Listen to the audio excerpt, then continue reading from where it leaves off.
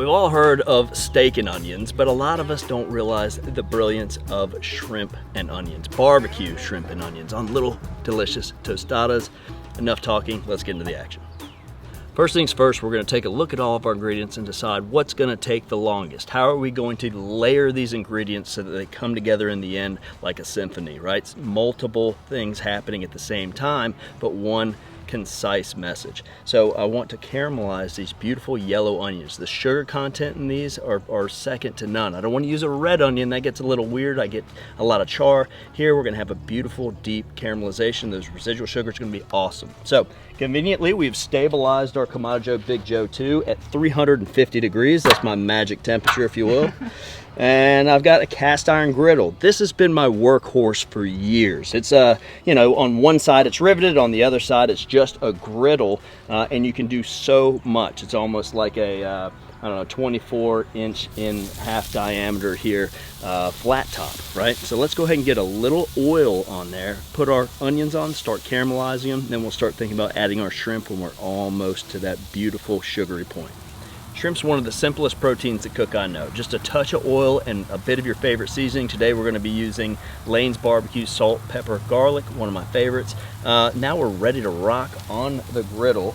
And notice these onions have done a good job caramelizing. I'm going to start walking them back a little bit and opening up some grill estate.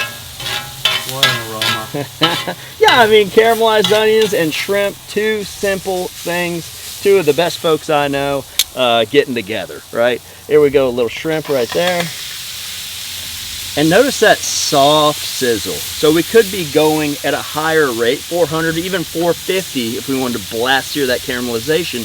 But I'm thinking forward to the next step of this, which is going to be adding a barbecue sauce, which has a fair amount of sugar, right? So if it was really hot, we threw it on there, it'd scorch a little bit quicker. So we're taking our time today, 350 degrees, and we're getting a nice gentle sear. I'm loving what I'm seeing. Shrimp have a little sear on both sides, meaning they're about 70 to 80% there. I've got some of these gorgeous jalapenos, bread and butter jalapenos. Dang. They don't have a whole lot of heat. Think about bread and butter pickles. It's got more of a feel of that, and then it comes in with a little sweetness. So I'm gonna put this right on top of our caramelizing onions. Then I'm gonna follow up with some of that Firebug hot barbecue sauce. One of the beautiful things about this cast iron griddle is the ability to just kind of ice skate around the top of this thing without having to worry about anything falling through grill grates. You can stage things out and then mix the entire medley whenever you're ready. Let's go ahead and build these little tostadas. I'm going to put a couple of these on the cutting board, and then we are go to top. Those are cool. These are cool. And then what's that, tahini? Is that what it is? Oh yeah. Yeah, so they've got that fun little flavor. And since this is indirect, I can just put this right here, and we're gonna build, all right on top. And try to get some height if you can. Make sure everybody's getting some shrimp. And if it looks like too much shrimp, that's when you know you have just the right amount of shrimp. A chef trick? Yeah.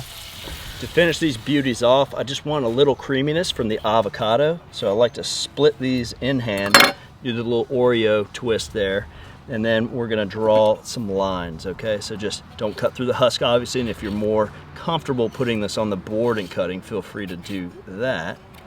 And this gives us those cool little fans. And we'll just go directly on top, maybe two pieces. I also like to put a little ploosh of, ploosh, that's right, just a little sprig of cilantro, but not much, you know, and I like a whole leaf. And I know that's green on green, but I'm a fan. All right, move over steak and onions. I think shrimp and onions just became the next big thing. Creaminess of the avocado, textural contrast here with the tostada. Beautiful. We can put some queso fresco on there if we want to, or some very purple cabbage, whatever you want. But the onions and the shrimp, it's the deal. Here we go. That's one of those bites that'll make you smile all day long. That's fantastic. Think about how you can use that griddle. High temperatures, medium temperatures, low temperatures. I like that low temperature that we went. It gave the shrimp a really excellent texture. Very soft, perfect, juicy. I love it. Folks, if you enjoyed this recipe as much as I enjoyed taking that bite, do me a favor, do all the things. hit the notification button, hit that like, share it with a friend, and do leave us a comment. I love reading those comments and responding back. And tell us in the comment section what you would put on this that we didn't add today. As always, from our backyard to yours, cheers and happy grilling.